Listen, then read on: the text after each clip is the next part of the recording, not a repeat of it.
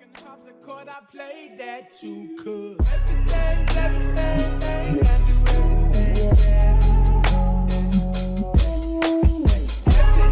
Everything, I do everything, yeah. Cause I do that, they gon' clap. I do this, I do that, and they gon' dance and they gon' clap just because everything. Ladies and gentlemen, coming live from the 209, we welcome you to the Birdie Brothers podcast. I'm Ben Graham, and I'm happy to be sitting alongside my co-host and great friend, the wise one, Luke Hall. I want to be here, Benjamin. Oh, sorry, you keep going. I'm gonna keep going. I'm gonna keep going. Well, I gotta first start out by thanking our sponsors. The first being Snap Hook, the only way to effectively lose your ball and your confidence on the first tee. And our other generous sponsor, the Flat Build Hat, for the trend that vanished along with Ricky Fowler's golf game. No offense, Ricky. Yeah, thank you guys for sponsoring us, by the way. You can, for any potential sponsors, anyone interested, it's birdiebrotherspodcast@gmail.com. Benjamin, Cheers. Good to be here. Great to be here. So, we're talking about distance today, Ben. Yes, we are. What does distance mean to you in the game of golf? What does distance mean to me? Is it a big deal? Is it a small deal? What's going on with Oh, distance? it's a big deal. I mean, we're talking distance, how far somebody hits it off the tee. Is that what we're talking about? Yes. Okay. It's a big deal. It's definitely a hot topic right now. In terms of the way that golf courses have to design themselves, they have to change now because people are hitting it longer. Players are beginning to realize that in order to keep up with the great ones, they're going to have to pick up their swing speed and gain some distance. Yeah. So they might be hitting the gym a little harder.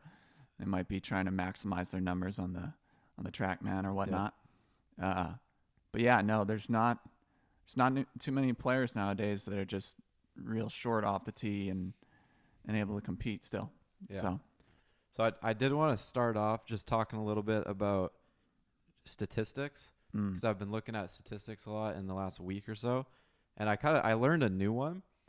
I've always just I did some statistics projects back in high school, just related to golf, and I would just use like the common like fairways in regulation, driving distance, percentage of fairways hit, just like the common ones. And I figured out this new, I've heard about it. I'm sure you've heard about it. The strokes gained statistic. Yeah. Do you know how that works? I don't know exactly how it works, but I understand the concept. Thank you very much. Let's go. I had to learn this last week, and it's actually a really interesting statistic. So essentially, there's strokes gained for pretty much every facet of the game. There's strokes gained putting, strokes gained off the tee, strokes gained approach to the green, and then there's total strokes gained. So basically how it's calculated is, so say for a putt, so basically you're comparing a player to the field average, which is cool because it's like it's all relative. So it's not just like how many fairways did he hit, how far did he drive it on average. It's like how did he do compared to the field. So for example, a 3-foot putt has like an average par of 1.02. So that basically means that 98% of the tour players are going to make a 3-footer. Okay. And then a 7-foot putt has a par of 1.5, which means that 50% of tour players are going to make a 7-footer on average. And so how you calculate the strokes gained is you take, so say someone has a 7-footer, which had an average of 1.5. You take that par, so you take the 1.5, you subtract 1 because they hit the shot. It's one shot, they hit it. And then from there, you subtract the remaining par. So the initial par is 1.5 for a 7-footer.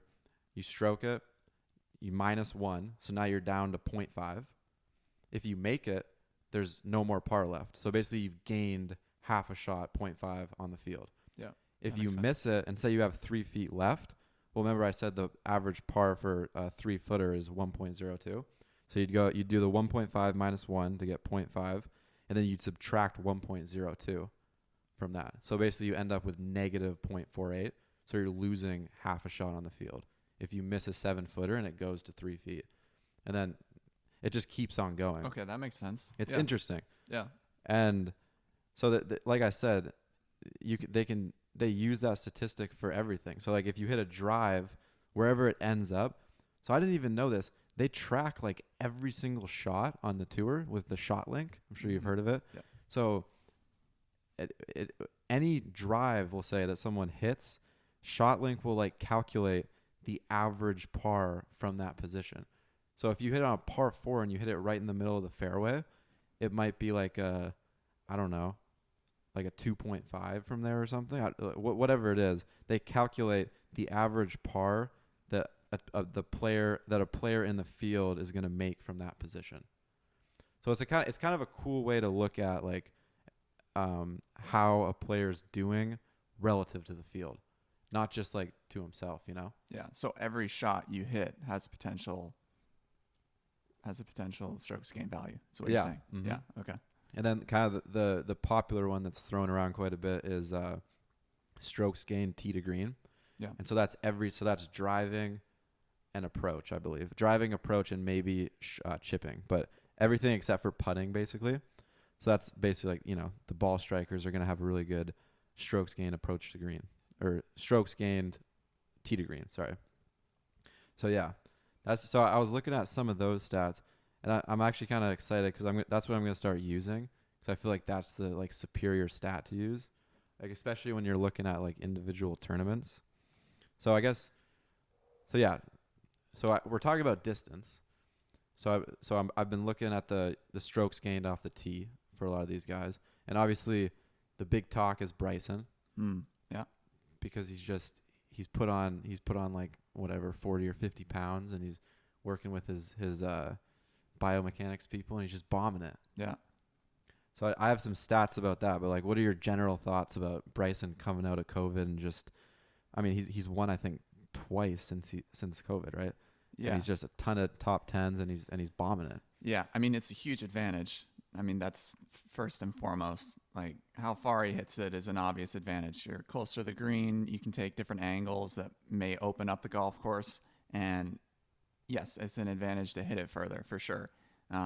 His irons that he's hitting into these greens are going to be a lot, you know, there's a lot higher loft into these greens that he's going to hit than someone else who hasn't bombed it off the tee. So, but something I did find interesting though, talking about statistics, this year, although Bryson's been the talk of the town about his distance and things like that, he's only leading the tour average, or not the tour average.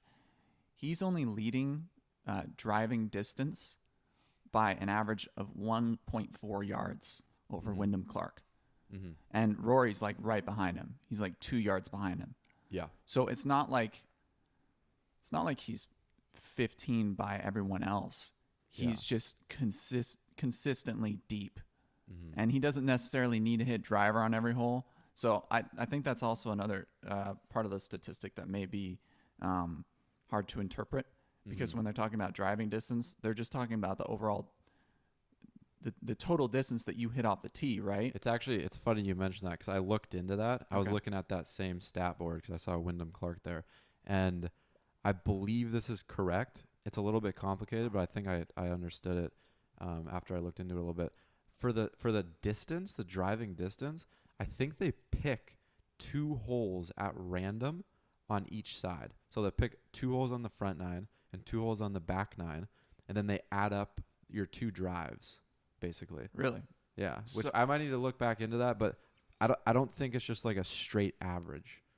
Okay. So does it matter if they're hitting driver or if they're hitting iron off the tee? I think it has to be driver, yeah. It has to be? If it's going to be calculated, yeah.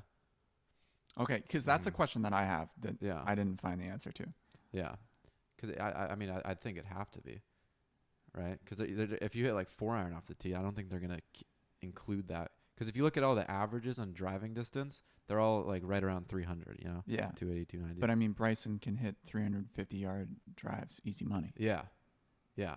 So, But yeah, like on average, like he's not, he can, but he's not really doing that. Like he's not going all out on every drive. Yeah. But depending on the course, obviously. Yeah. I think condition also plays into it as well. Yeah. I think so. So I wanted to talk about winged foot a little bit. Okay. I love it. Let's go. That's what I did most of my research Oh, on. this is great. Yeah. Okay. Let's go. Okay. So at winged foot, which is where the U.S. Open was, where Bryson won, obviously, he hit 41% of the fairways. 41%. Okay. Is that good or bad? Well, that's 175th in the field. Yeah, that's bad. So it's bad. Yeah, that's like last. Relatively speaking. But hold on. Yeah. That same very week, second in strokes gained off the tee. Second in strokes gained off the tee. Only hitting 41% of his fairways. Yeah. So here's the thing about winged foot, and I looked into this, and I listened to some people talk about it. So like the fairways. Did you watch a lot? Oh yeah. I was glued to that tournament. Yeah. The fairways were so narrow. Yeah. That it essentially took out the short hitters. If you looked at the top 10, the top 10 finishers, they're all bombers, for the most part. I think there might have been like one or two like average guys, but so this is kind of what the idea I was thinking of. So you have like a spectrum. You have over here fairways there's no rough, so everyone's gonna hit driver. Say the fairways are just super wide, 200 yards wide. Everyone's gonna hit driver, right? And then on the other side of the spectrum, you have fairways that are just so narrow that you're still gonna hit driver. So like think about if fairways were 5 yards wide, you're still gonna hit driver, right? You're not gonna be like, oh, I'm gonna hit 3-wood. There's no reason to lay up in that point. Right. Yeah. It's like, yeah. So winged foot was like on this side of the spectrum. The fairways were so tight that it just made sense to hit driver. That makes a lot of sense. Yeah. And so Bryson was mashing driver. And when he wasn't mashing driver, he was hitting his iron like as far as everyone else's driver. But for the most part, he was mashing driver. Yeah. Especially down the stretch there. And he was essentially hitting it down there as far as he could. I think he hit, I didn't write it down, but I think he hit like 4 of his last like 15 fairways or something. It was I think I remember crazy number like that. Seeing something like that. And he was just hacking it out of the rough. And then that's another thing about the course. The fairways were super tight. So you were basically forced to hit driver. So it took out the shorter hitters, because when Bryson bombs it 50 yards past the shorter hitters, he's hitting wedge into the green. It's coming in like this. The greens are rock hard there. Yep. Rock hard. So actually, if some shorter hitter hits the fairway and he's got like a 5-iron in, he's less likely to hold the green than Bryson, who's hitting a wedge out of the rough. Because think about if you have like a really, really firm green and you just you drop a ball straight down with trajectory, it's going to kind of just go like this, right? Yeah. Whereas like if you're hitting like a 5-iron with low trajectory, it's most likely not going to hold a firm green. Yeah, well, yes, and that just depends on depends on spin rate as well. So I think a 5-iron out of the fairway, I would like to know the spin rate between a 5-iron from the middle of the fairway for an average tour pro and a wedge from the rough. Yeah. But I'd have to think that those would be pretty close numbers in terms of spin rate as well. Mm-hmm. So if a 5-iron's coming in and it's a little lower loft, like you're saying, then it's gonna skid. It's gonna be tougher to hold than if you're hitting a wedge. But also Bryson's just so big, like he's able to, like most tour pros, well, most good players, if they're playing in thick rough, they might have a hard time getting it out of the rough with some height. Mm-hmm. But he's just so strong that he gets down and through it and makes solid contact, and he's able to get height on the ball when others aren't. And I want to talk about that later for sure. Like that's one of, I mean, besides hitting it a long way, like just being bulky. Like obviously there's the advantage you're going to hit it longer, but like that's an advantage that, I mean, the announcers talk about it, but like I feel like a lot of normal people don't really understand. Like like you look at Tiger back in the day, and like the shots that he'd hit like on YouTube highlight reels where he's just hacking it out of this thick rough, because he's huge, because he's strong. Yeah. Whereas like a skinnier, like Matthew Fitzpatrick, can't do that. He's a little And scrawny. we'll talk Yeah. about him later because he Oh. had an interesting Yes. quote that I'll actually read out here. But Dial me in.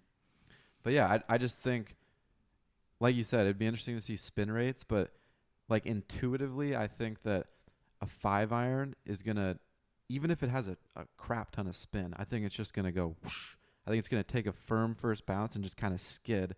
Because I'm just thinking like a really firm surface that I just drop something like a ball. Yep. It's just gonna kind of go like this. Yeah. But if I throw it in with no trajectory, it's gonna skid, probably go long. Yeah. I could see that. Yeah. Yeah. Yeah. Those are the physics of golf. Yeah. Yeah. Yeah. But yeah, Bryson, that's the thing about him being able to hit it as far as he wants, is because he doesn't really care about being in the rough, I don't think. I just don't think that's a part of the equation anymore, because he's able to get it out of any lie, Right. you know, Yeah. and get a decent look at it. Yeah. And I mean, so that's a crazy stat. 175th in basically fairways hit, but then second strokes gained off the tee. So that basically means that he's driving it and he's not hitting fairways. But like I said, like that average par from the distance he's hitting it in the rough is lower than someone who drives it way back. Like that's what the strokes gain is saying. And then, I mean, 2021, he's first place easy in strokes gained off the tee. He's gained 30 strokes on the field off the tee, and he's played 33 rounds. So he's basically gaining a stroke a round off the tee. Mm-hmm. And that's just in the stats. You can't, like, Well, that's hitting off the it out tee. of the rough. Like, that's another thing. Like, the stats might not catch that, you know? That's just off the tee. We're not talking about irons that he's hitting into the green when he's pulling 9-iron or wedge instead of other guys pulling 6-iron, Yeah. right? Uh-huh. So that makes a big difference, though. Like for those that don't really understand, like, the difference between hitting a wedge and hitting a 5-iron into a green, like, it's a lot tougher. Mm-hmm. Based upon the trajectory that you're hitting it, but then also because wedges are higher lofted, there's less opportunity for the ball to deviate in terms of direction. Yeah. So a 5-iron can fade more than a wedge will. Yeah. That's why if you're trying to hit like a punch shot, right, like out of trees, usually I'd take a lower lofted club and I kind of turn it over instead of grabbing a higher lofted club and trying to hook it really hard. Yeah. So yeah, it's a big advantage elsewhere, but off the tee, if he's gaining a stroke on the field per round, Yeah. it's 4 strokes at the end of a golf tournament. So yeah, he was already a good player to begin with. Yeah. He won a U.S. Amateur. Yeah. He's like Yeah, a he was solid stud ass player. before. Yeah. Yeah. Actually, that's the interesting. That's what BT explained to me back in the day. He's like, all things being equal, like, take it from the fairway. If you hit a wedge from the fairway, it's going to have a lot more backspin than if you hit a 5-iron because there's more loft. Yep. And more backspin means a straighter shot. Whereas, Yep. like, a 5-iron is not going to be as much backspin. So there's more room for error, so to speak. Like, it's going to curve more because Yes. there's less backspin to keep it going straight. Yep. And then obviously the trajectory, like coming down. So like winged foot, like those greens were firm. I was watching some highlights. Dude. Like, sheesh. That golf course was sick. That Yeah. was so fun to watch. It definitely was. That was a classic golf course. Yeah. And Yeah. like Bryson is I was listening to Jordan Spieth talk about Bryson a little bit, and he was talking about how Bryson's like a top 10 putter too Oh yeah. on tour. Yeah. So like Yeah. And on Saturday at Winged Foot, I think he didn't hit a lot of greens. Like his up and down, like he was getting everything up and down. So like he can chip it, like you said, he's a play. It's not like just his Yeah. distance, which I feel like a lot of people like neglect when they're talking about this. Yeah. When I think about his putting in that tournament specifically, I think of number 9. You remember that? The par 5. The par 5? I Yeah. think Wolf made a big putt, didn't he? or maybe they were like really close or whatever, but Bryson made like a 50-footer on him, and like that was Oh, I do. Yeah, I remember that was like yeah. the swinger. That was the momentum swing that Bryson needed to kind of. I think it was kind of over after that. To be honest, it was just all on his side. Yeah. Wolf kind of started to fold there, but Yeah. yeah, no, his short game's really good. It impresses me, his putting and his putting technique, the way he rides it up his left arm like that. Yeah. It's interesting listening to him talk about the way that he's manufactured his golf swing and his putting and his performance. I remember watching this video, and he's discussing how, I'm probably going to butcher it, but basically there are limits to our body functions. I know exactly what you're talking right? about. Yeah. There are limits to our body and the way that it'll move and rotate. Yeah. And so he is trying to find those maximum points so that he literally can't miss one way. Yeah. You know what I'm saying? So It's like, do you know who Mo Norman is? no, I don't know. Norman. No, He's this guy who I think he's Canadian, and a lot of people think he's like the greatest ball striker of all time. okay. He was like autistic though, so he was just a crazy dude, and he never really, like, he wasn't like the stereotypical tour player, and I don't know a whole lot about him. I just know I don't think he ever really played on the PGA Tour. He played on like the Canadian Tour and stuff though, but he set up like Bryson where he was kind of like up like this, and he kind of stood away, and then like I watched that same video, and Bryson was like he was talking about like forearm rotations. Yeah. And he was like, if I can only get my forearm to rotate that much, then like if I'm coming through, he was talking about eliminating the left side. Yep. And I've heard him talk about like keeping his left elbow kind of towards the target. Yeah. And not like letting his forearm rotate or roll over, something like that. Like I'd have to go watch the video. Yeah. But so Mo Norman has like a very similar swing. I see it's just like he starts like with the shaft basically going through his forearms at address, and it's just very like, I think they call it the one plane. But yeah, like my uncle actually caddied for him in like a Canadian Tour event, and he emailed me one time, and he's like yeah, I caddied for Mo Norman once, and like he didn't miss a fairway for the tournament. Like he was that good. And you can go listen, like Tiger talks about him. A bunch of the PGA Tour, like the legends on the tour, talk about him and say like, there's a famous picture of like Faldo and I think Norman, like 3 or 4 of like the top players in like the 80s and 90s. They're just circled around Mo Norman on the range as he's hitting balls. They're just like standing there like this because he was just such a legendary ball striker. And I think they have similar moves, him and Bryson. But yeah, like the whole, I don't know, were you gonna keep talking about like his whole like biome, like his physics approach? Yeah. That's great insight though, dude. I mean, I didn't even know who that was. You should go check him out. Yeah, There's that's some good cool. YouTube footage of him. That's cool.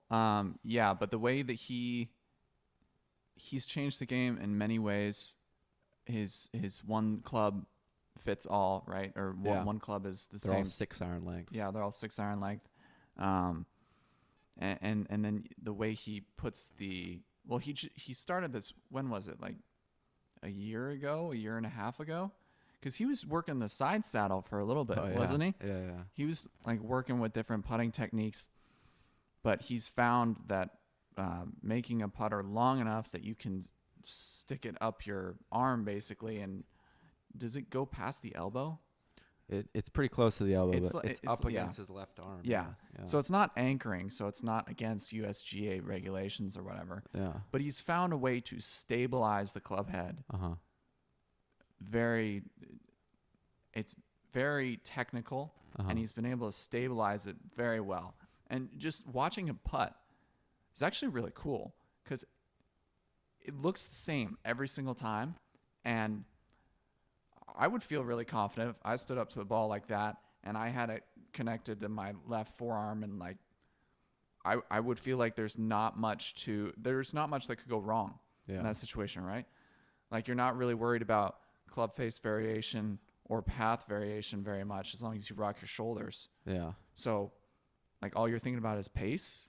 I don't know, and Well, contact. That's it. So Bryson, I just learned this a couple weeks ago. He does this weird thing. I mean, I say weird, but more like interesting thing when he putts. He walks off his putts, and then like he steps them off. So he's like, okay, this was I took 30 steps, and then he has like his book that has like the percentage change and like undulation, like uphill or downhill or whatever, and then he takes it back a certain length based on how many feet the putt is, but he stepped it off. So okay, that's insane. It's polar opposite. I don't know if you ever heard Tiger talk about how he hits leg putts, but like he putts to the picture. Yeah. He talks about how Earl was like, you can't, because Earl was like, his dad was super against walking off putts, because he's like, how are you supposed to teach like a 5-year-old what the difference between 15 feet and 20 feet or 25 feet? Like, they don't know that. Yeah, they haven't learned it. So he basically told him, like, look at the hole, take like a picture, look back, look hole, take another picture, and then putt to the picture. So it's just like completely feel. Yeah. And then you got Bryson like, okay, I stepped it off 30 feet. I'm going to take it back that far and that far through. And then that's going to, he's like taking out not to say that he doesn't have feel, but like, because he obviously does, but like he's taking out like that whole feel element, you know? You're right. Yeah. And I hadn't really thought about that until you just said it. Him taking out the feel element.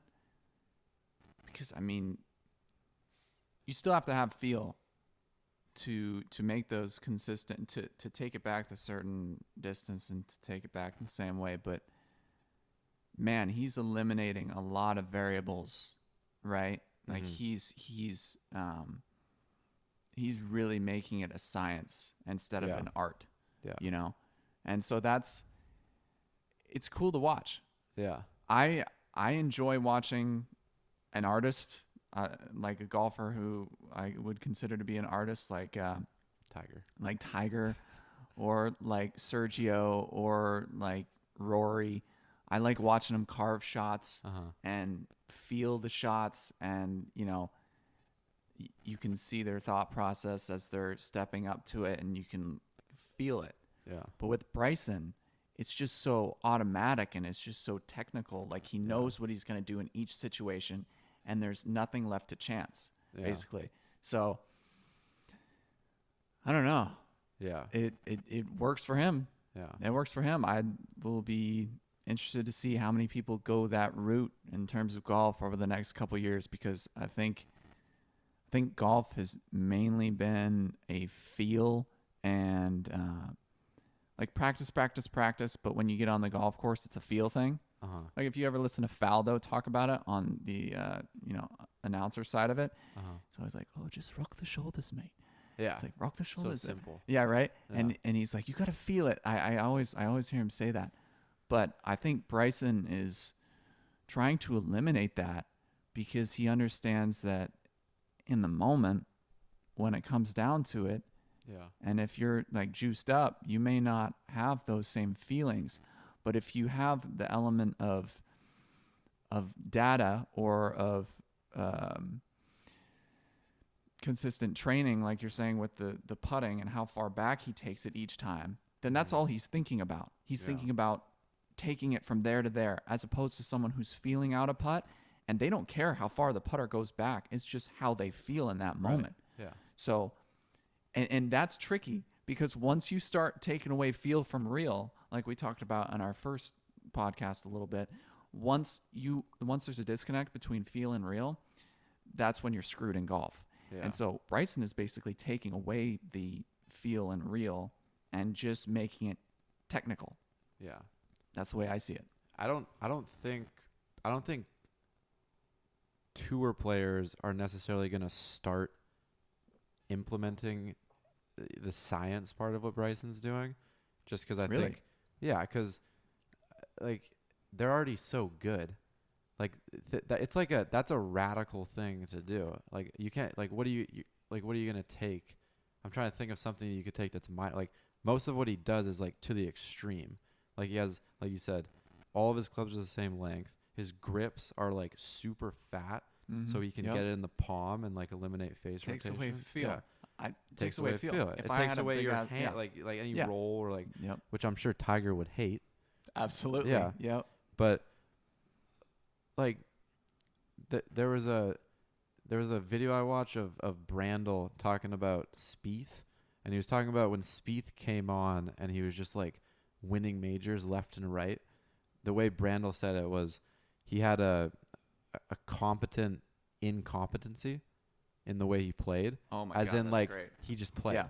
And Yeah, I then get that. and then he kind of started to do some stuff like he started talking about his swing for a long time, and then he was struggling with some putting stuff, and then Brandel, who had some insights, was saying that he was kind of deviating from what got him to where he was at, and then he was playing with a competent or an incompetent competency.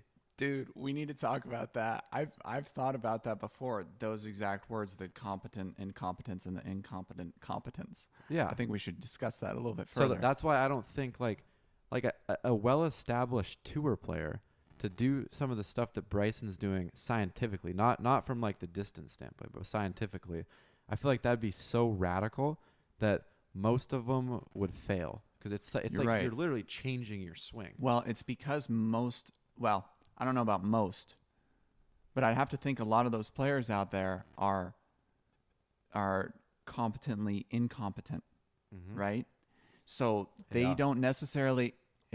I'm reading this book right now called Blink by Malcolm Gladwell, and he talks about at some point Ted Williams, the greatest hitter of the baseball of all time, and he was once asked what his big secret was. And he said that he could literally see the ball and the bat make contact. He could see the ball and the bat make contact, and that's how he basically said he had great eyesight, or he could see the ball come into his bat. Okay. But then scientists figured out that that is literally impossible. With how fast the ball is moving from the pitcher's mound to home plate, he literally could not see the bat connect with the ball. He has to make an instinctive reaction for when the ball's being pitched.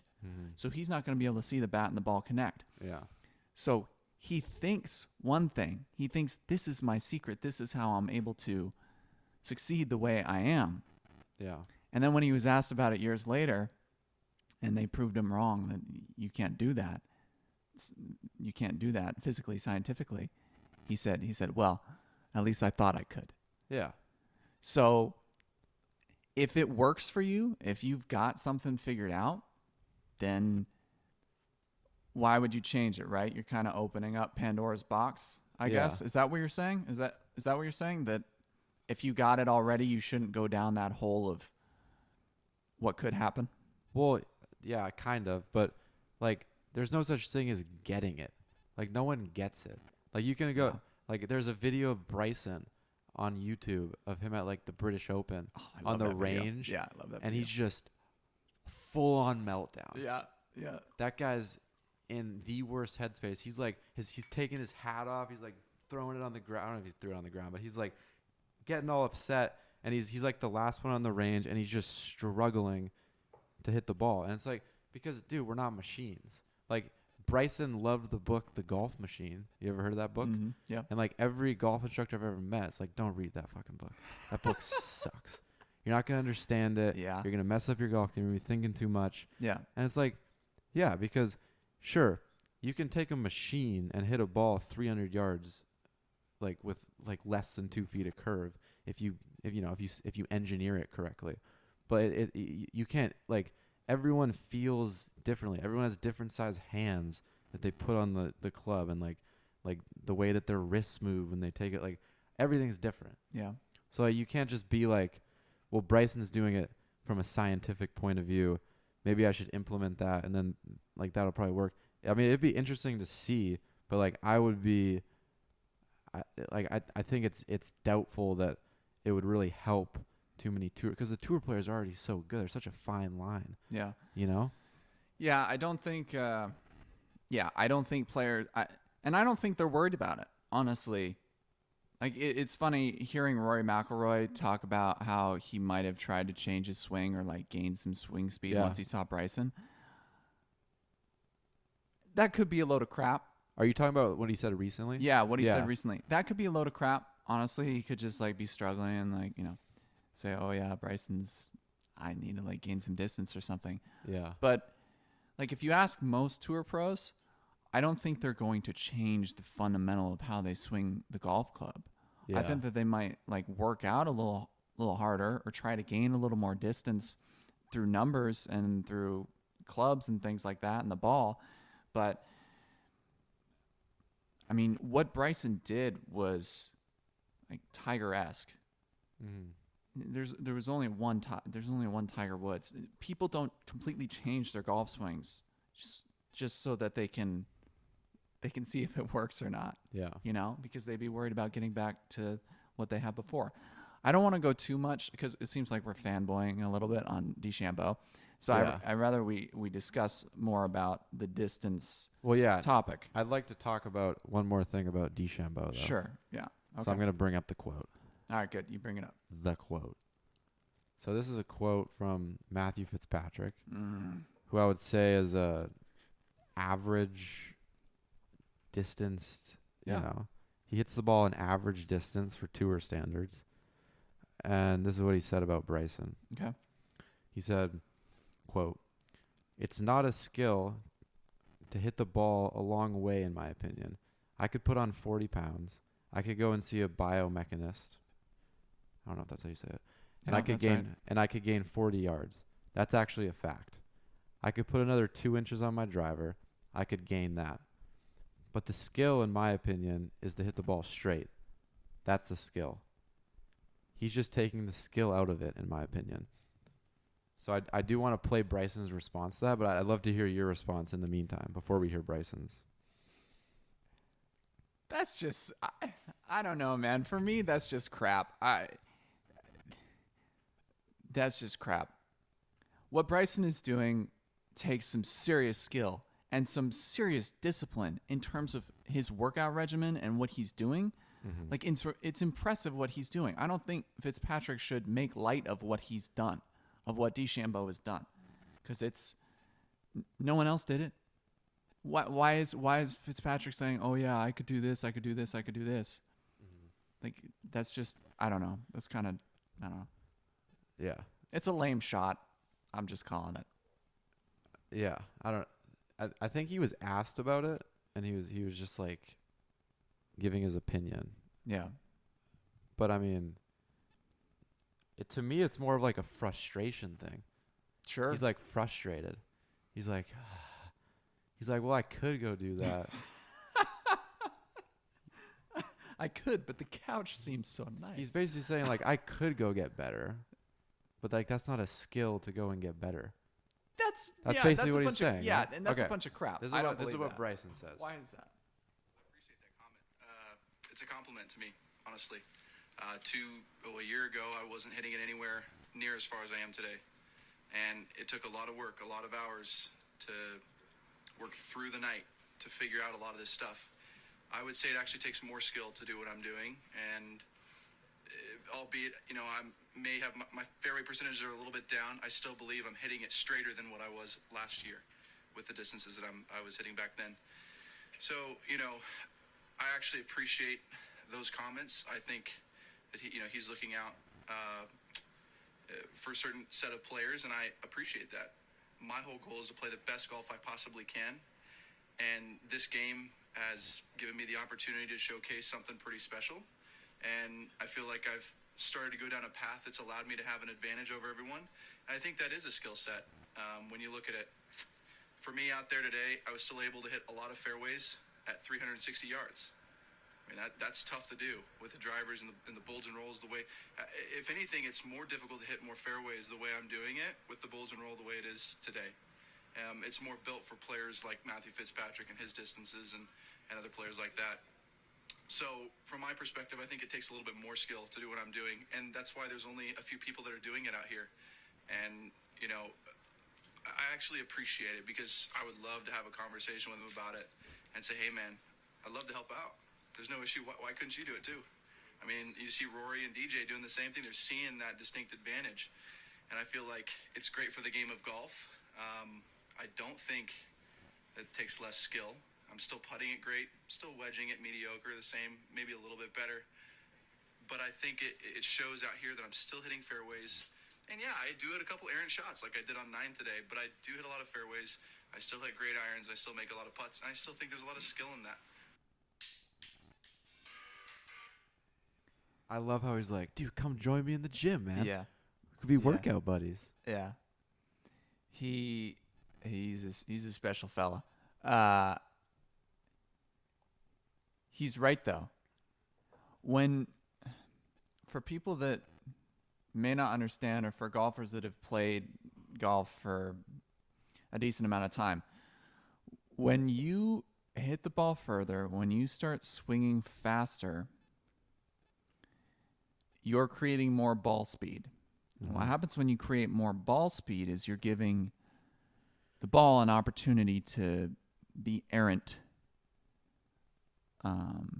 be further errant, if that makes sense. So if I have the club head open a degree, okay, it's gonna fade, but depending upon the swing speed and the ball speed that I create, that ball is going to fade differently. So if the ball speed, let's say, is a tour average driver, which I'm assuming is around like 170 or 168 maybe, okay, the ball may fade 15 yards. But if you're swinging at 185 or 190 ball speed with a 1 degree open face, the ball's going to be flaring out 20 yards, 25 yards.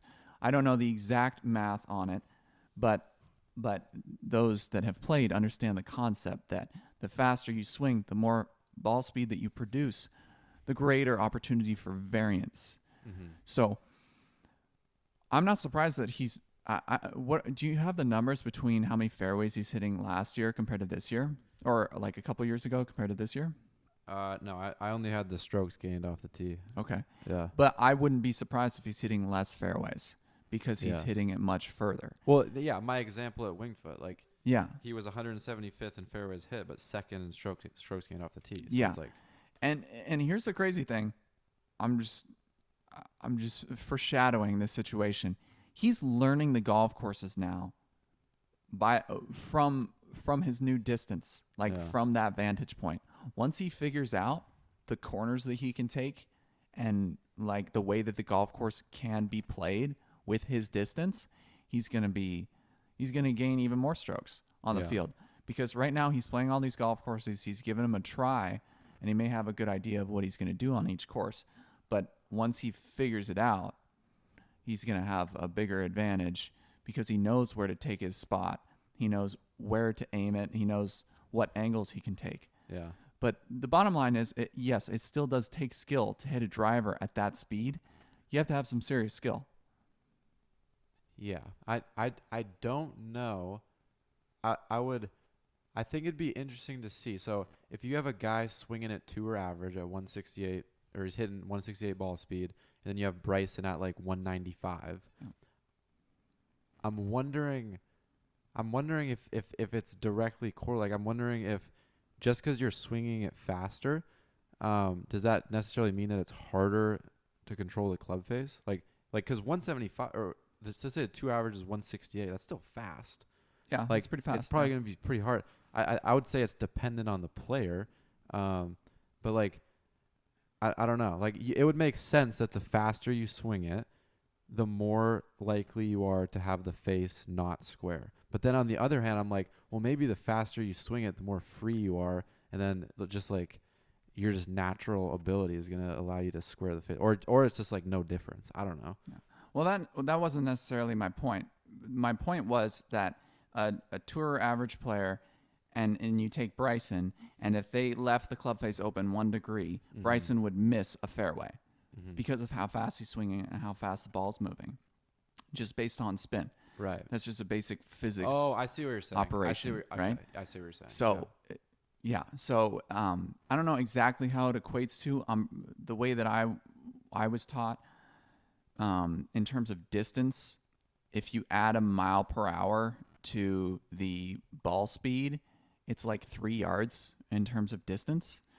I don't know how it relates in terms of a degree open or a degree closed and how far the dispersion would be. But I know for a fact that the further you hit it, the further offline that it could potentially be. Yeah. So it makes complete sense why he's hitting less fairways to me. Yeah. Right? Like the further you hit it, the harder it's going to be the more precise you have to be in terms of your club face. Yeah. Because if you're open 2 degrees, you might miss a fairway, as opposed to someone who doesn't swing it that fast, 2 degrees open, might hit the fairway. You Yeah, get what I'm saying? I see what you're saying. Yeah, I'd be curious to see what the actual numbers are on that. But okay, what I think about this whole Bryson Fitzpatrick ordeal is that I compare it to like MLB. We were talking about this a couple weeks ago. Okay. It's like in the MLB, you can have a guy who's like 160 pounds, not that strong. He's not going to be hitting many home runs because he's not that strong. And then you see him bulk up over COVID and he starts hitting a bunch of bombs. You're not going to see another MLB player go, well, anyone could gain 40 pounds and hit bombs like that. Or like go work on the mechanics of their swing and go hit bombs like that. It's not really a skill. You know? Like it's not, why does it have to be a skill? Like, why isn't it just like, well, if you work out and if you get stronger, you're going to hit the ball farther. And then in the MLB, if you work out and hit and get stronger, you're going to hit more home runs, right? Yeah. Like Well, MLB players aren't complaining that Albert Pujols is huge, yeah. or whoever, like some big guy, Aaron Judge is just massive and he works out and he's strong. Like, they're not complaining about that. They're in the gym themselves, Yeah. trying to get to where Aaron Judge is at. Yeah, and that's the essence of sport that is hard to describe. And we've talked about this before. What's the difference between skill, athleticism, hand-eye coordination, Yeah. things like that, and what is more impressive in each sport, and what does it mean for each sport? And so in baseball, yeah, if you're to gain 20 pounds, that's a huge advantage because you're probably going to be able to pop more over the fence. There's a fence, there's a distance line that gives you an opportunity to hit more home runs, which is beneficial for you and for your team. Whereas in golf, yeah, you can gain 20 pounds. That doesn't necessarily equate to you shooting better scores, Yeah. but it gives you the opportunity to have an advantage over the rest of the field Yeah. if you hit it longer. So, and that's the thing about that. That's the thing about golf and Fitzpatrick. The way that he's describing it is the way that this is crazy because these guys, we're getting to the point where these guys are so good that they're complaining and they're bitching and they're like playing they're playing games because they're worried about what's more important, skill or strength or like hand-eye coordination, when really at the end of the day it's who puts the ball in the hole in the least amount of strokes. That's what I like to hear. Right. Yeah. Right? So it's like That's it. whoever wins the tournament, whoever puts the ball in the hole in the least amount of strokes is the winner. Figure out a way to do it. So what does it matter if it's skill or if it's strength or hand-eye coordination? Whatever it is, as long as you're able to get the ball in the hole, you're it. Yeah. You know? I agree. That's really it. I mean, it's the name of the game. Yeah. Get the ball in the hole in as fewest strokes as possible. Yeah. So, okay, we'll hop off. Let's get Bryson's. off DeChambeau. Yeah, we'll get off Bryson a little bit here. Okay, good. So, in terms of, I put together some stuff about equipment and just like the state, because there's been some recent developments going on just on like within the USGA and the RNA, because I don't know if you know, they just had this distance insights project they did, which is a big data thing. Yeah. And so here's what I'll say before we get into the actual specifics of that. I put together, so there's 2 ways you can get distance, right?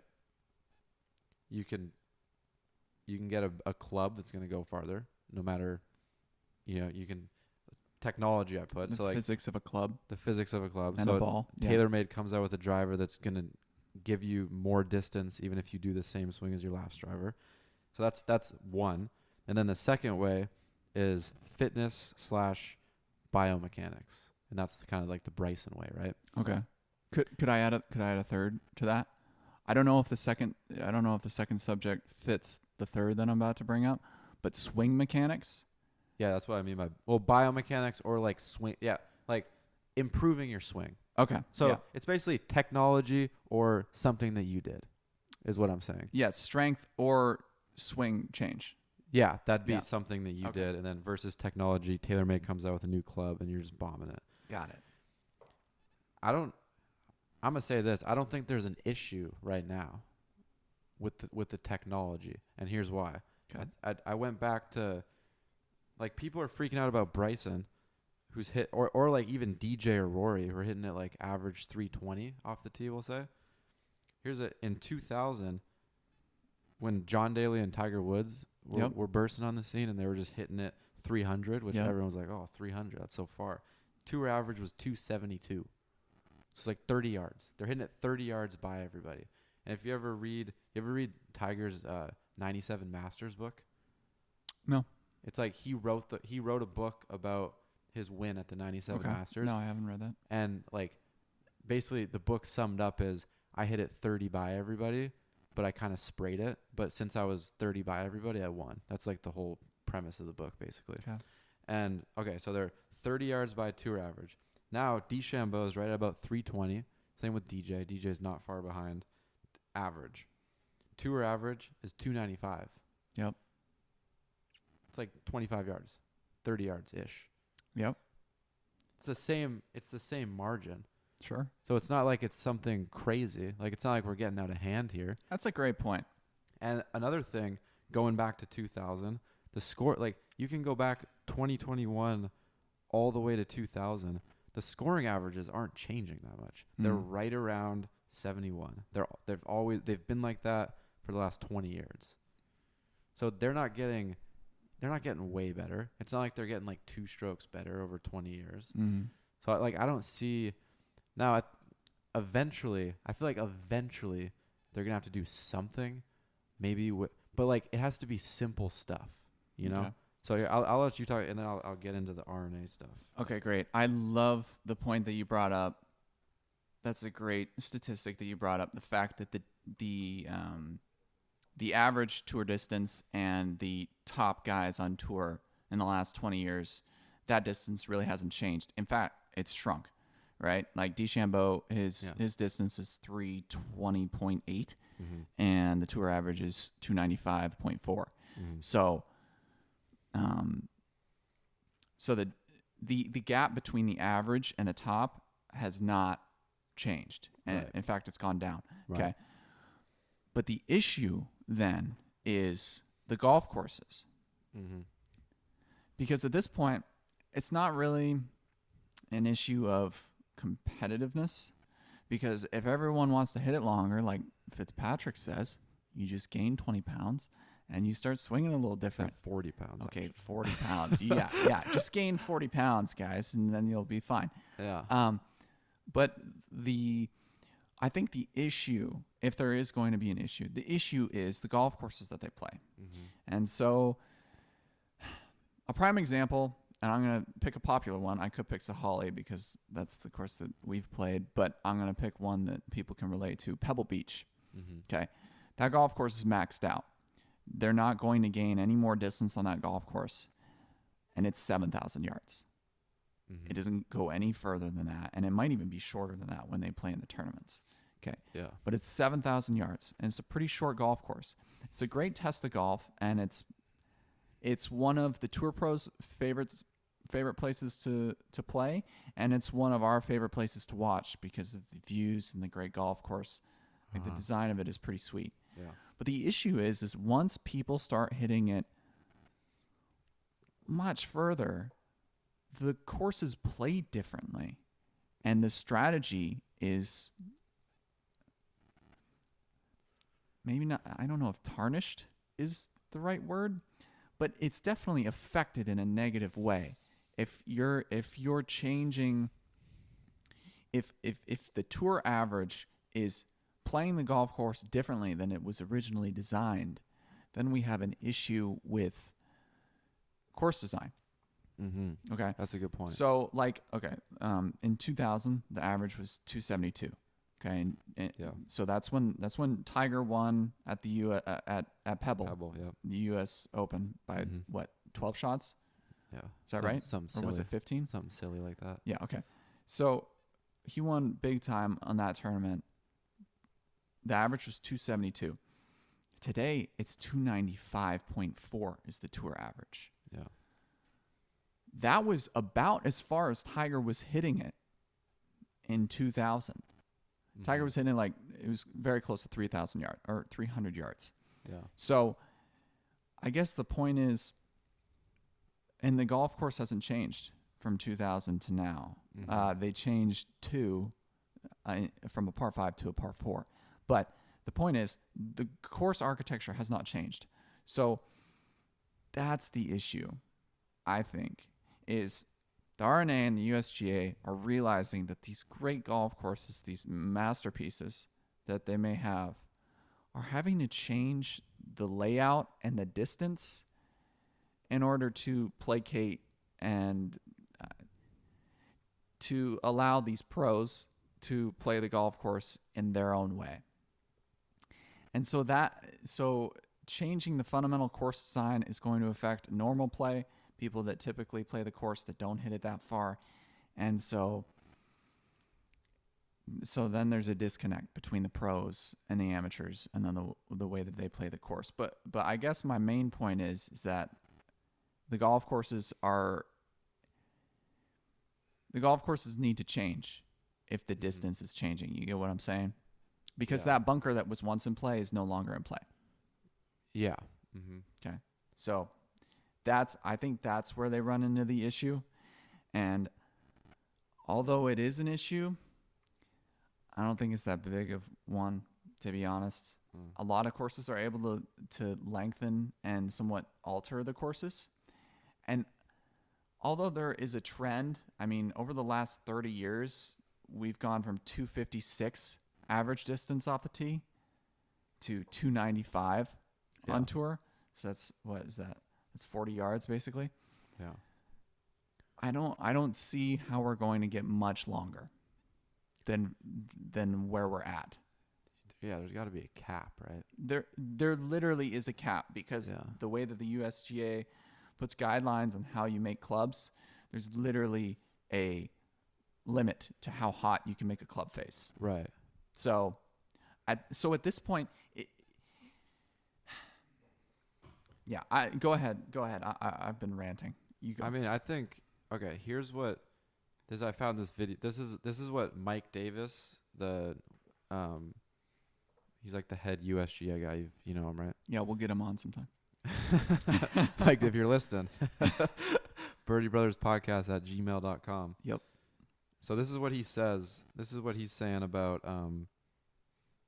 so basically they did this distance insights project where they gathered all this data, and then they're aiming to make some changes, which they recently did make a change, which we'll talk about in a second. Okay. But this was the idea behind this is why they did like this distance insights project here. We have this cycle of increasing hitting distance that's been going on generation after generation, and we believe it's going to continue. And Jaime, what this has done, this increased hitting distance, is it's caused golf courses around the world to change.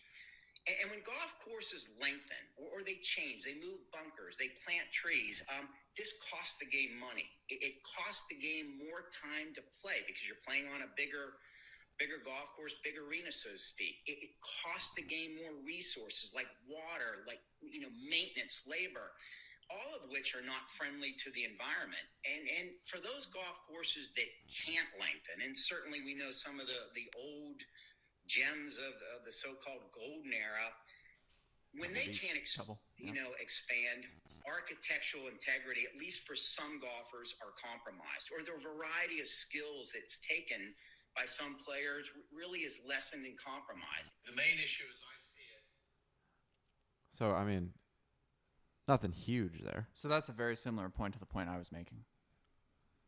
Yeah, exactly. Yeah. If not identical. Yeah. So basically, with this distance insights project, they're trying to create some sort of they're trying to create restrictions on equipment. Yeah. And so recently they did, and basically what they said was, and this is just one of this is like the first one, but I think they're coming out with more. They basically said the maximum driver length, the maximum length of your driver is 46 versus 48, which I think Bryson was saying, to get back to Bryson, Bryson was saying it's like you can pick up like 4 or 5 miles per hour ball speed with that.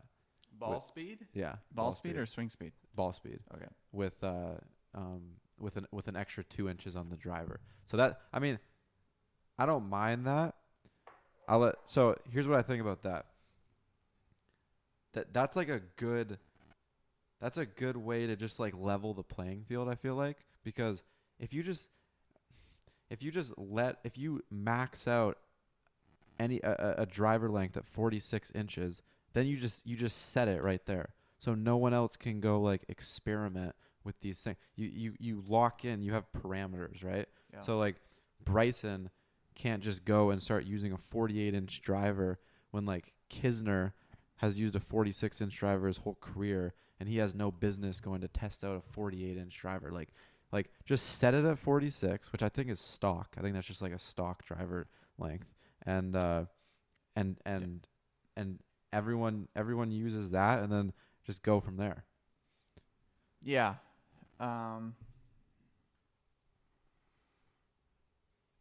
Yeah, I don't have a problem with that at all. Yeah. Yeah. I think that players, to keep the integrity of the game, I think that that's a good word to use in this situation, because that's what the USGA, that's what the RNA, that's what golf wants, is to keep the integrity of the game intact. Yeah. By limiting the options of club length, I think that they're doing golf a service in not allowing others to, like you said, experiment or to take advantage of their own personal advantages in terms of clubs and their technology. I don't know. I mean, it could be either way.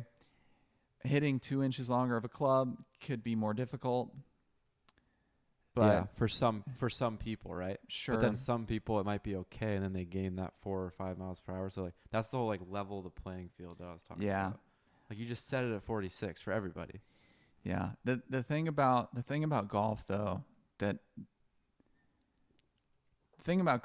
I love is it comes down to really if you make a putt or not. So like we can talk about the distance, we can talk about gaining distance and the club lengths and things like that. But at the end of the day, you have to make the putt, you have to hold the putt. You have to hit the ball close to the hole too. Yeah. With the approach. Yes. But but you have to put the ball in the hole. Yeah. So well said. So in terms of, remember when they banned anchoring a putter, right? Like no belly putters, no chest putters. Yeah. Adam Scott, just his career went downhill after that. That's a good point.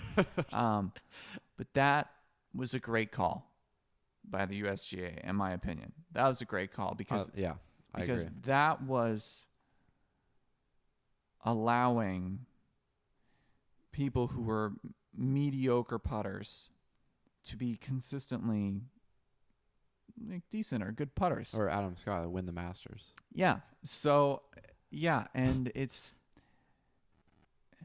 I personally never tried that style, but I could understand the concept of if you're anchoring it, if you're it's very similar to what Bryson's doing now with the club up the forearm. Yeah. He's limiting the factors and the variables. The hands and Exactly.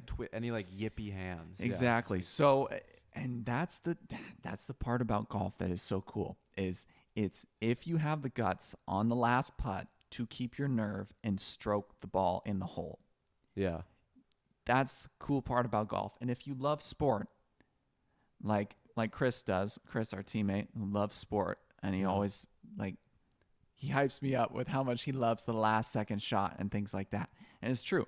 That's why most of us watch sports, because we want to see something in the last seconds of the game,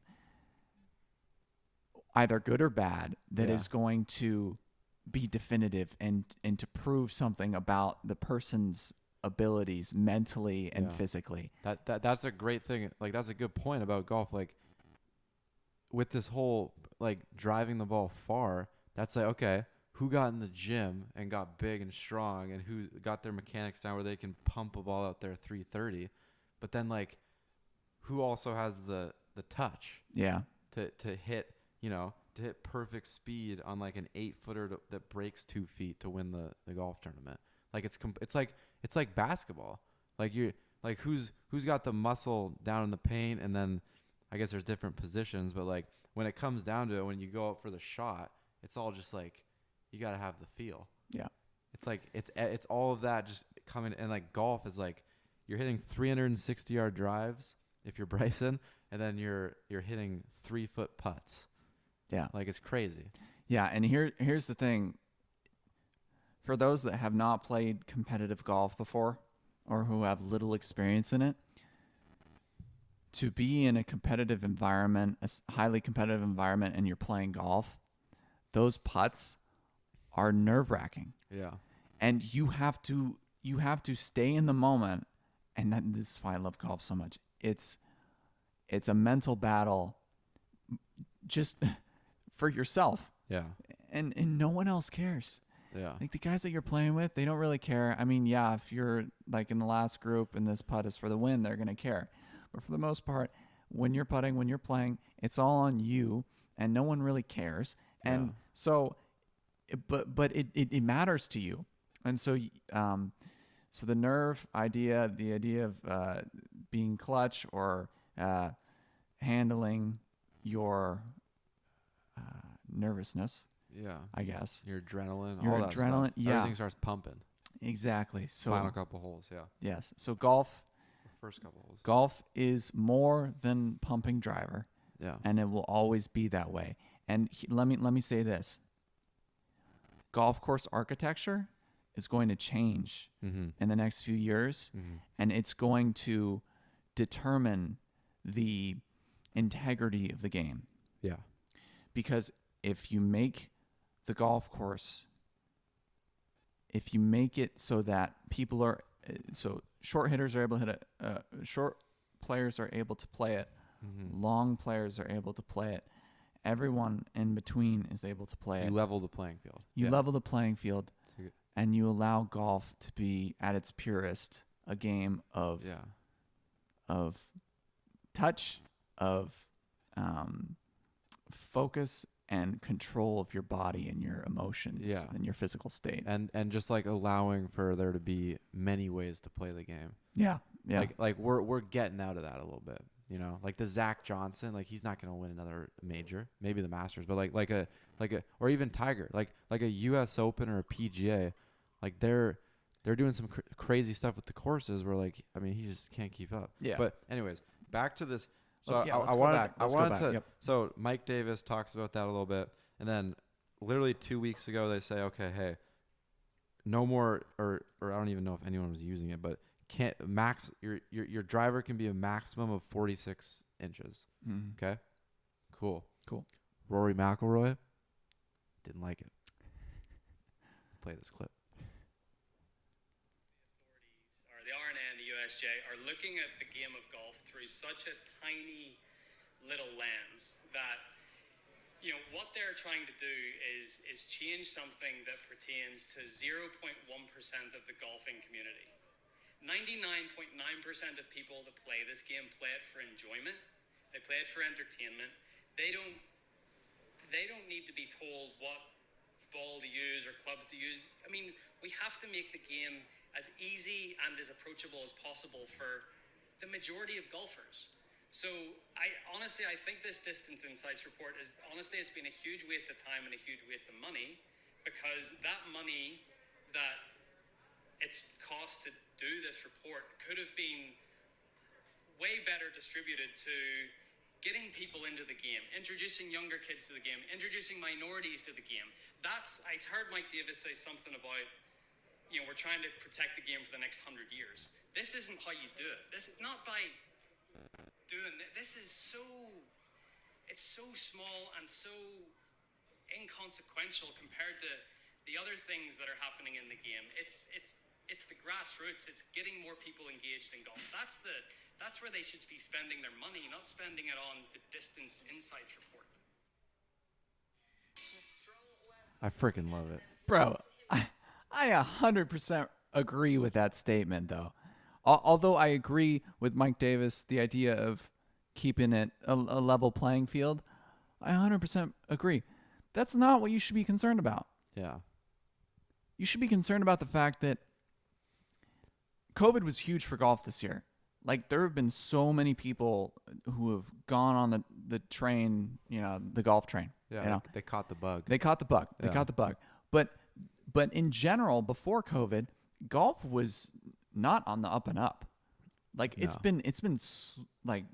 it has not been growing. Yeah. And the point is, if you want to grow the game, you shouldn't be concerned about these inconsequential, as Rory says. Yeah. These rulings don't really matter.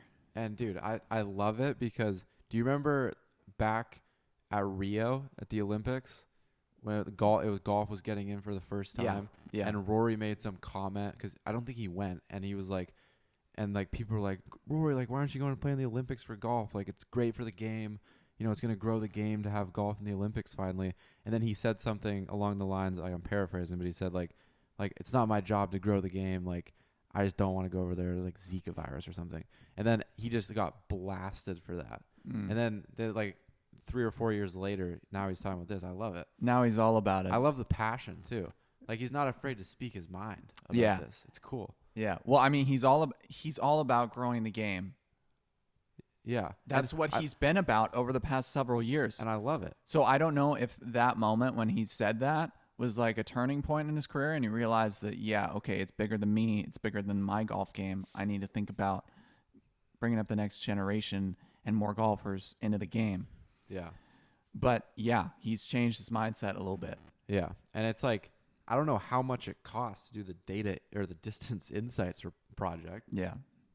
I'd assume it was like a 2-year project, so I'd assume it costs some money. Yeah. But like, I mean, let's say it costs like $1 million. Like, it was, I don't know how much it was, but however much money, X amount of money it costs, like, he's right. Like, the USGA has so much power to like you said, get minorities in the game, like grow the game in like any way, like make it free for juniors, like that type of thing. Mm-hmm.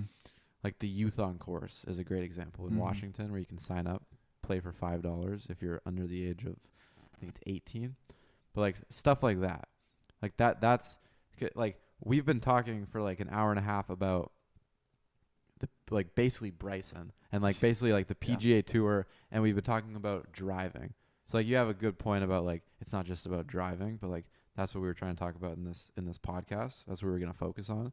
But yeah, like obviously the game is so much bigger than that, and who knows, maybe the USGA is doing things to help grow the game. They very well could be.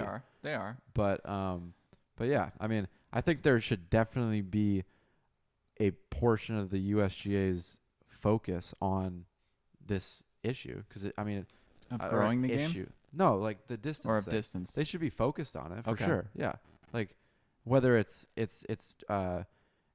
not allowing for the technology or the balls to keep advancing to go further, or whether it's like you say, redesigning courses, adding dog legs, bunkers, all these things, longer rough, firmer greens, like this type of thing, where it's not like you can bomb it over everything and then have a wedge like at winged foot.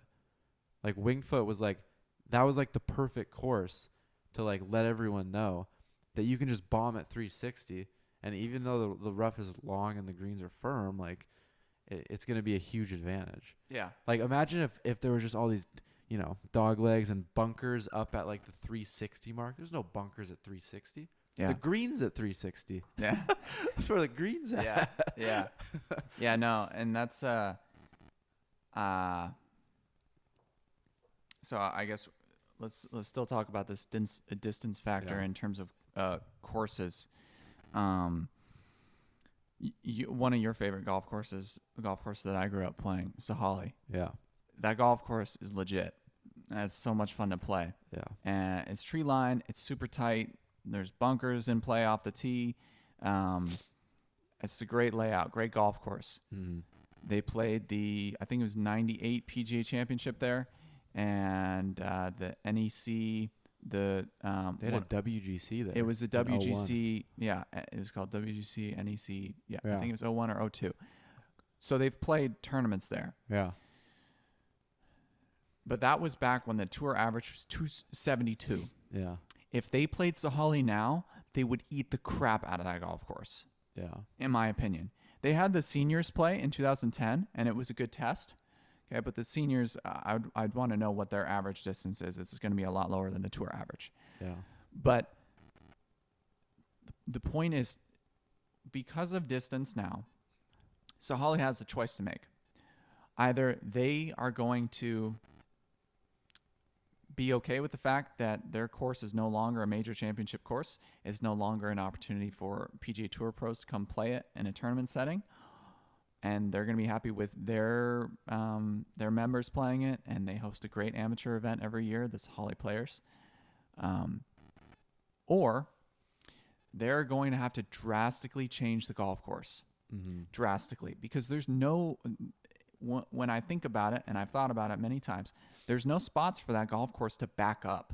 Mm-hmm. You can't just back the tee up on that golf course. I mean, think about it. I can't imagine. I can imagine like 3 or 4 holes where you could maybe back the tee box up. Mm-hmm. So you have to change the integrity of the course, the design of the course. And I mean, yeah, we're talking about golf course architecture, and yeah, maybe someone could change it for the better. But it's such a part of golf is nostalgia. A part of golf is tradition and a classic and what it was designed to be. Yeah. Mm-hmm. And so it would have to change completely if they were to bring a tour event to that golf course. Yeah. And so the question is,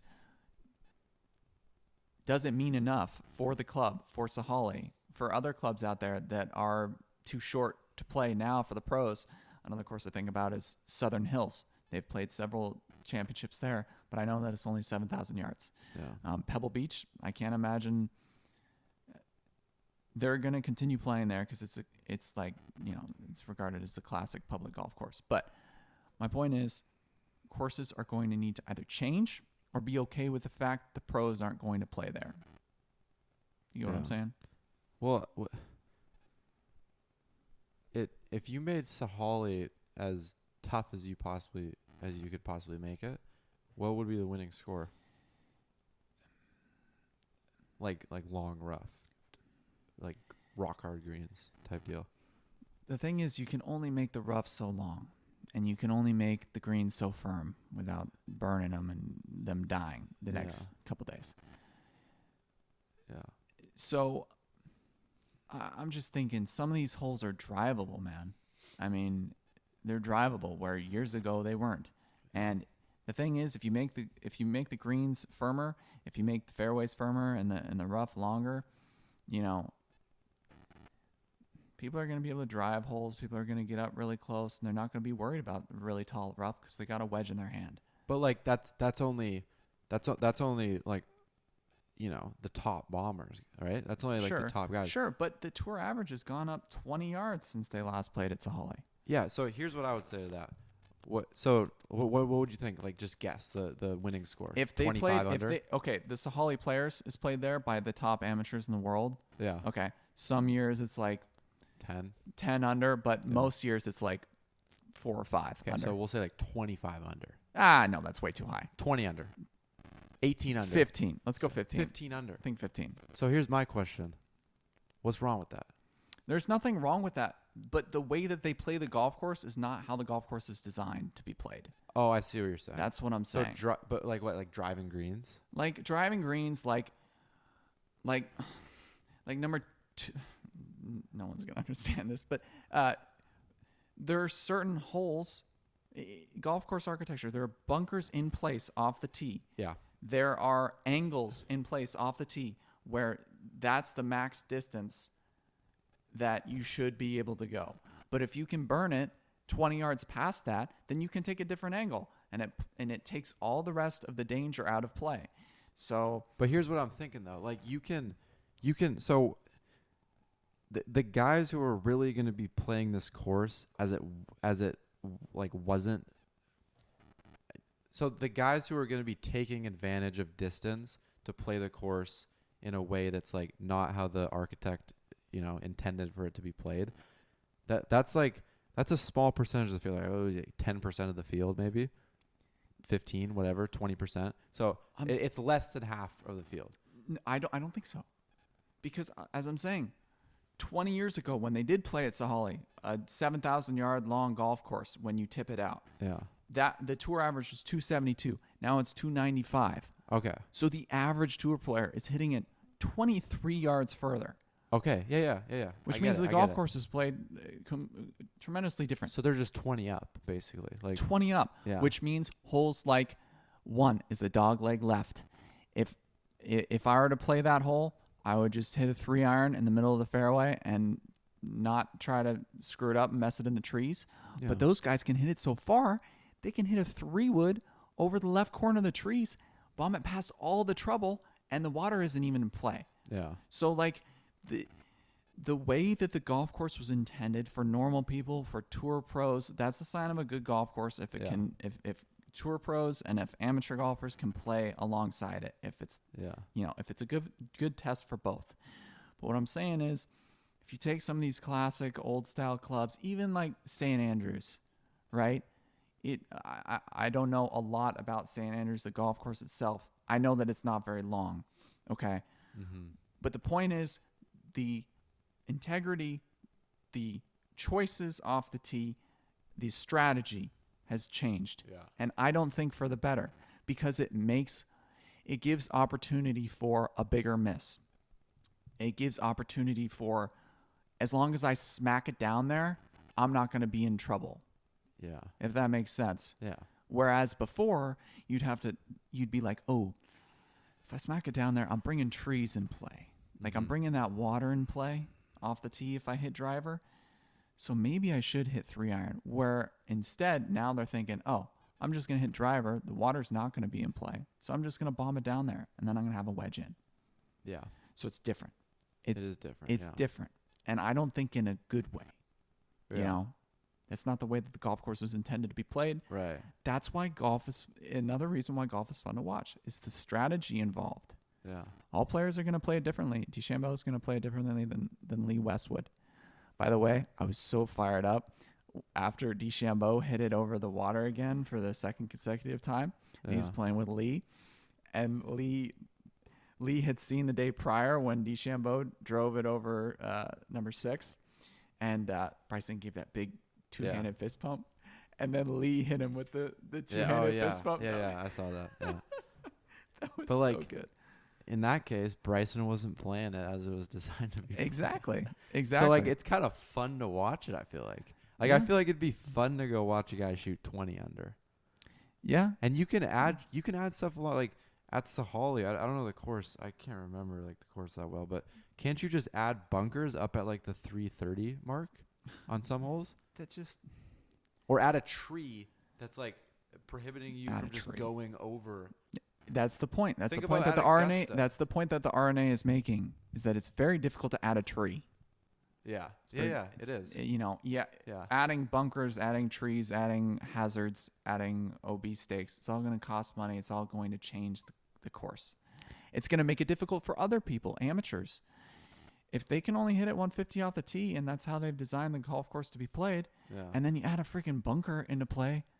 Yeah. that's in play for them, they're not going to find it enjoyable. So what's the solution to that then? Is it to regulate equipment, or is it to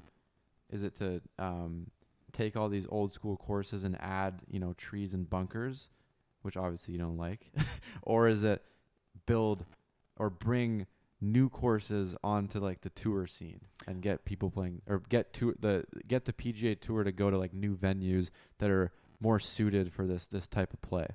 I don't mind the idea of changing golf course architecture, as long as it's beneficial for all. As long as it's beneficial for the members that are playing, as long as it's beneficial for the club, for the pros that get to play it that week. Okay, I don't mind that. That's fine. Like, that's good. As in like adding stuff, you're saying? Adding stuff, taking away, Yeah. making the golf course more interesting, Right. more you have to think more when you're on the golf course. I like that. I do, however, think that it is going to be less often and less likely that that's going to happen. And I think that what's going to happen is that the tour should look to play other golf courses that present options for tour pros that will be intriguing for all of us to watch. One golf course that I think about is Chambers Bay. Now, the greens at Chambers Bay were the issue at the U.S. Open. They've done a pretty good job at changing the greens. Oh yeah, and I think we got that some Poana now, baby. they're pretty good. I mean, they're not like great, but they're a lot better than they were. That's for sure. So, could they host another U.S. Open there? Absolutely. It is the kind of golf course that sets up perfectly for people who are amateurs, people who are professionals, because there are different tee boxes, there are different angles, there are different strategies to playing the game for each level that keep the integrity of the golf course intact. Chambers Bay at the time was known for being the longest course in U.S. Open history when it was played. I think it was like 7,800 yards or something like that, right? Well, yeah. Shout out to my boy Jake Knapp, who had the longest tour distance or longest average distance that week at the U.S. Open. Sounds like a stud. Oh, he's a stud. He's a stud. He should come on the podcast. He should for sure, but that's a nod for later. Yeah. But anyways, that golf course is situated well for both tour pros and amateurs, I believe. So yeah, I'm cool with either. The tour can go to different golf courses, or it can choose to, it's also a question of, should we always reward longer hitters, or should the tour allow? Because some golf courses are strategically designed to take driver out of your hand, especially for the long hitters. And is that something that we want to watch? Is that something that tour players want to partake in? Is a golf course that isn't necessarily long, but is more target golf, and you need to be strategic on every shot? You know what I'm saying? So like, there's value in that, and there's value in bombers courses, and there's a value in between. And should the tour, which way should they go in that? Yeah. So so you don't mention anything about equipment regulation. I understand the statistics. They keep on going up. I understand that. They're trending up. They yeah. are trending. But it doesn't necessarily mean they're going to keep trending up. Like like we said, there's got to be a limit to how far you can hit a driver within the USGA guidelines. Within the guidelines, there has to be a limit. Yeah. Where else is it going to come from? Honestly, like right now, I feel like it's fine. Like just leave it. Right now it's fine. Bryson is only hitting it on average a yard and a half further. Bryson. I'm sorry, but it's true. Who's the next in line? Wyndham Clark is second. Rory is third. Cameron Champ. I mean, that guy's a bomber. Matthew Wolff. Yeah. Like he's not 20 yards past everybody. He's 5 yards past most of the long bombers. Yeah. So, and guys, if you're on the PGA Tour, if you're playing collegiately, if you're playing competitive golf, work out. lift a weight once in a while. Yeah. Like keep Not your just for golf, man. It's, yeah, it's good for your health in the Yeah. long term. Be strong. Have a strong core. Like it's not Greg. This listen is to David Goggins. this is Do not the Goggins challenge. this is not the idea of fitness is not a It's not a fad. no, and it's not something that was created with Bryson DeChambeau. Certainly not. But like I hope it's not a trend either. I hope it's going to be like 20 years. Everyone's just like really, fit on the tour. that will most likely be the case. Yeah, that's the way it's going right now. Yes. That's the way it's trending. So if that's the case, then I'm totally cool with that. Like, why would we want to see more fit and tuned athletes on the tour? Yeah. In my opinion, like that's more fun to watch than, I take it back. Because some people like watching Phil. Yeah, Some people I like watching Phil. Some people like watching John Daly. Lots of people like watching John Daly, and for different reasons, because they can relate to him on a certain level. Well, Phil's kind of turned it around. He's been working out. He You has can been see working it. out. Oh yeah, Yeah. the calves, whatever. Yeah, he has been working out, and I think that is definitely the trend that is going on tour right now. Yeah. Yeah. I love this conversation we've been And- having. Do you? Well, I also think I just wanted to mention, I wanted to throw it out there that, like Rory said, we are talking about like 0.01% of the golf world. Yes. Like I feel like for the companies out there, it should just be get out as many products as you can to make the game as easy as possible.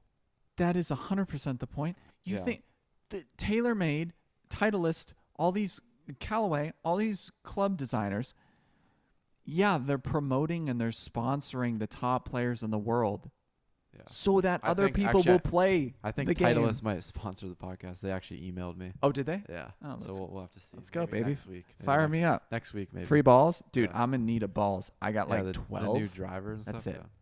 Yeah. But sidetrack. Got lost in my idea. But the point is, 0.01% of the population, or 0.1% of the population, are the tour pros. 0.01. 0.1%. No, I think it's- 0.1. I feel like it's lower. Is it? Okay. Of the, all right, the 0.0. golf ball. I don't know. Whatever. It's a I don't small know. number. Professional golfers, it's like It's 0.1%. a trivial amount of people. Yeah, I in don't the really know. golf. Yeah. Okay. Anyways, very small amount. The majority of them buy golf clubs, buy golf balls. Tour pros get all this delivered to them for free because they're sponsored and whatever. Yeah. And that's not the point of TaylorMade. That's not the point of Callaway. That's not the point of all these golf club designers. They want to sell.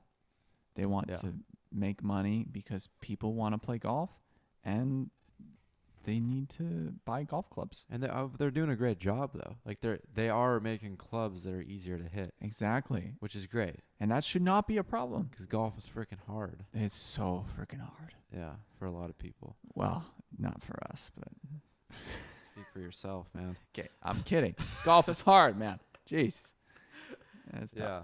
So yeah, I mean, it's one of those things where it's like we literally spent the whole time talking about driving distance on the PGA Tour, which is, I mean, the takeaway is, like, yeah, there's an issue there, in a sense. Like, I think the main takeaway is like, the integrity of the golf course architecture. That's the main thing I got from it, because like I said, like the scoring averages going back to 2000 haven't changed that much. It's been right around 71. Like, it's just like you say, like all these gems on the PGA Tour, like it's just if the distance keeps advancing the way it is, like the courses aren't going to be as good as they used to be. 'Cause Yeah. it's just not going to be as fun. Like, I mean, it'll be fun to watch, but like you say, like there is something to playing the golf course as it was designed to play. Like that's part that, like, you're more into this than I am, but like I totally get it. Like golf course architecture, it's like it's an art. Like it's something that, like, it's very enjoyable to see people, like, when they're trying to figure out what to hit off the tee, and they're like, dang, like they kind of give a nod to the golf course architect, like this guy, he's got me thinking, you know? And like around the greens, you know, like all this type of stuff. Yeah. And can I make one valuable point there? Yeah. The importance of good golf architecture and maintaining the integrity of the game. Golf is another reason why it's so special is because tour pros can play it. I can play it. The guy who plays twice a year can play it. The weekend warriors can play it. Everyone at all different skill levels can play the golf course and have the opportunity to shoot the same score on every hole as the next guy. That's a good point. So Tiger. So once we take away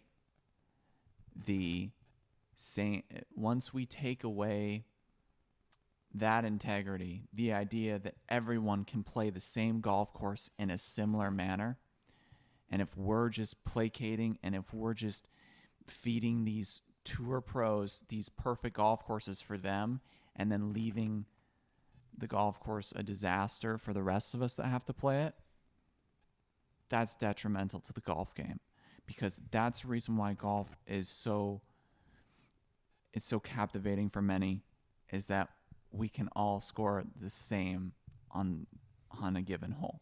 You get what I'm saying? We can all make par.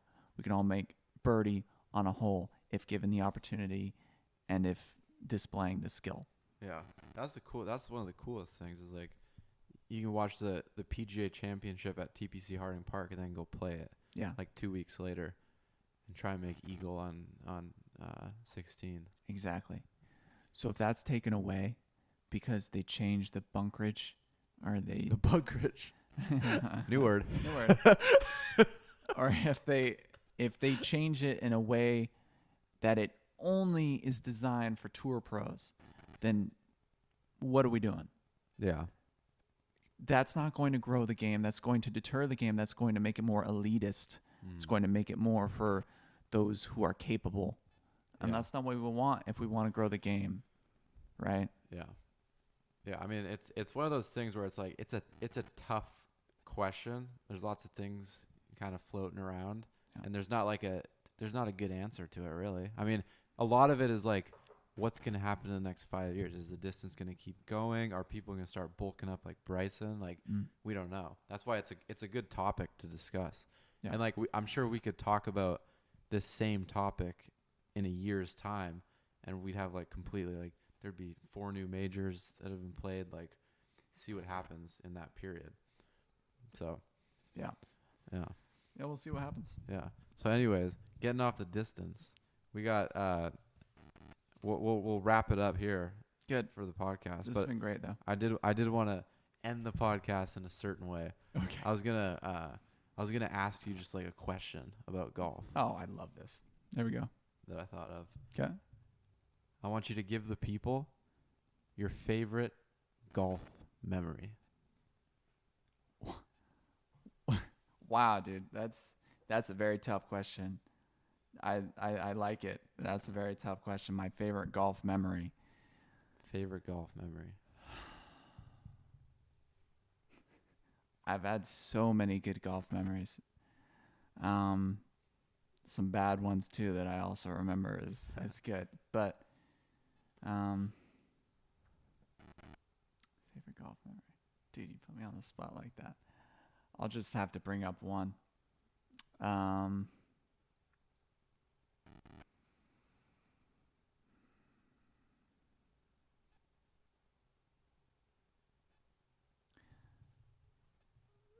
For me personally, my favorite golf memory was the collegiate tournament at Willamette that I won. Oh, Pronghorn? Pronghorn in there. Bend, Oregon. Yep, you were there. I got a top 20 that week. So I guess I'll explain the story here. So I was playing really good golf, and this golf course was pretty tough, and I think the wind was up, if I recall. But it was playing pretty tough. And the first day, I think I was in the top 5 after the first day, and it was a 36-hole event. So second day, I was playing great. I was just hitting every green, every fairway that I was looking at. Wait, do you remember what you shot the first day? I think it was like 2 or 3 over. Okay. And that was like a really good round for Yeah. that day because it was playing tough. It was like 2 over probably. And then the second day, I was just like on a heater. Like I was feeling it. I was really good. I missed like a couple really short putts. I remember that. But I was just playing really solid. I felt really in control. And then the 17th hole approaches. And for me, it might have been 8. But Oh, shotgun, yeah. Yeah, it might have been 8 for me. But I don't know. It was like the 17th hole. And there's this bunker that's in play off the tee. And it's this par 5. But you don't want to hit driver because there's water in play. So anyways, I hit this safe play, and I just striped it. Like, it was a pure shot. I knew it was right over this bunker. I felt really good about it. So I get up there, and I'm somehow in the bunker. I couldn't believe it. It was like this big bunker, and I'm like 300 yards from the 300 yards from the green. I'm like, God, this is not good. And I blade it. I skull it right into the lip of the bunker, and it falls. And it falls back. And at this point, I knew that I was in the golf tournament. I knew that I was either winning it or I was right there. I was so frustrated that I'd hit it in that bunker. So I bladed it the first time, then I got it out the second time. I ended up making a triple on that hole. And after that, I was so deflated. I was just like, oh, God, it's over for sure. And then on 18... I remember I bogeyed 18 or something like that. So I think I shot like 3 over for the day. Like the winning score was pretty high. So you shot 5 over total around. I think I shot 4 over total. Oh. But what ended up, don't quote me on that. Yeah. I think it was 4 over total. But I remember after the tournament, I was so bummed out. I was like, oh my God. I called my parents. I was like, I just lost the tournament. Like I was playing some great golf and I had it right in my hands and I lost it. And then like a half an hour goes by and everyone comes in and everyone's like, dude, you're tied. Like you're going to go into a playoff with 3 other people. I'm like, are you serious? Like I blew it that hard and I still got a chance. And I ended up parring the first hole, making it to the second playoff hole with one other guy. And I ended up parring the next hole in the playoff and winning it there. And so I won that tournament. And I remember the feeling afterwards because I had gone through a really hard time. Me personally, my freshman year of college was pretty hard for me. And I was dealing with some personal stuff and health issues and things like that. And for me, that was a moment where you have to understand that you're never out of it in golf. You're never out of it in life. And you have to stick to it. And as long as you stick to it, something good might happen. Yeah. So that was a really good moment for me. Dude, actually, I was in that tournament too. I don't know if you remember. I remember. But I remember. I actually had a rough tournament. I played pretty well. I shot 76 the first day. Okay. So I was 4 over, and you were 2 over. Probably. I was right on your tail. Yeah. Yeah. And then the next day, actually, we were on like the second hole, and it was like borderline winter time. It was cold. It was cold. Yeah, it was windy. It was cold. And I hit my ball like it was like a par 4, and I hit it like just short of the green in 2, but I was putting, and I put my mark down. I like picked up my ball because I thought it was lift clean in place, but apparently it wasn't, even though we already played a full round of non-lift clean in place. And then I got called a 2-stroke penalty. Oh. But my playing partner just immediately was like, "Hey, what are you doing?" And I was like, I knew it immediately. I was like, because I've done that before in tournaments. I don't know. Because I'm just so used to playing lift clean in place, like up in Washington when it's so rainy. So then that was that, and then I ended up doubling that hole, and then I was like 3 or 4 over coming into like my second to last hole, because it was a shotgun. It was whatever hole it was, and I was actually feeling good. I was coming off a birdie, and then I hit it, and my ball got stuck in a tree.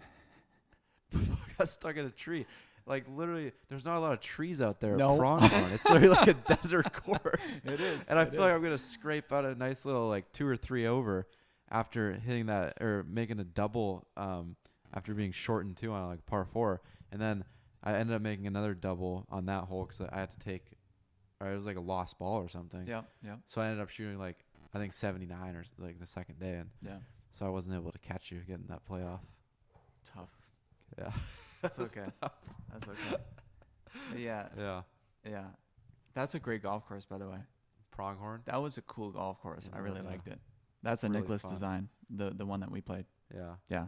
It's a good thing we got to play it in a college tournament because I think it's just outrageously expensive Oh, yeah, for sure. if you were to go play. Yeah, that was really cool. Cause I remember because my coach put it together like last minute. Yeah, it was your guys' tournament. Yeah, it was our guys' tournament. Yeah, it was our tournament. So Yeah. that's a good question, Luke. I'm sorry. I wish I had a better answer, but I tried my best on that one. You can bring me a question next week when we're in slow. Damn the straight. Masters edition. For the Masters edition. It's going to be a special edition. Yep. We're going to be in San Luis Obispo, as my cute cousin Tess says it. We're going to be in San Luis Obispo, and we're going to be doing a Masters special. Unfortunately, I'll be taking care of Grandma Susan. Shout out to Grandma Susan. Hope that she feels better soon. She busted up her foot and her ribs because she bikes so hard. Yeah, so we'll be doing that next week. Yep. God, the Masters is next week, The bro. Masters is next week. Oh. Looking forward to talking about it on the podcast with you. That's right. Yep. So, All thanks right. to the sponsors again. You want to shout out the sponsors one more time? You want me to shout You don't them need out? to describe them. Just name them off. Oh, Just so we can- well, Who is it again? Snap Hook Snap Hook. and the Flat Build Hat. Snap Hook and the Flat Build Hat. Thank you for sponsoring us. Thanks, guys. Any new sponsors, it's birdiebrotherspodcast at gmail.com. Yeah. Thanks, and we'll see you guys next week. Let's do it. We talking harpsichord, I played that too, cuz everything,